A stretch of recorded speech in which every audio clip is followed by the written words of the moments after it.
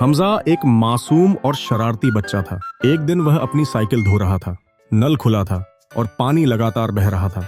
दादाजी ने देखा और प्यार से कहा, बेटा, पानी बर्बाद मत करो, ये बहुत कीमती है। लेकिन हमजा ने ज्यादा ध्यान नहीं दिया। रात हुई, हमजा सो गया और एक अजीब सपना देखा। वह एक सूखी जमीन पर खड़ा था जहाँ पेड़ मुरझा चुके थे, जानवर प्यास से मर रहे थे और लोग एक एक बूंद के लिए तरस रहे थे। उसने एक नल खोला, लेकिन उसमें से एक भी बूंद नहीं गिरी। वह इधर उधर दौड़ता रहा, पानी की तलाश करता रहा, लेकिन हर जगह सिर्फ सूखा ही सूखा था।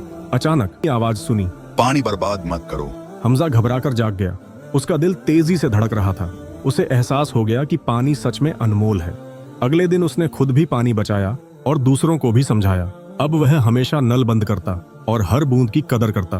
बच्चों, पानी ही जिंदगी है, इसे बर्बाद मत करो, वरना एक दिन बहुत पछताओगे।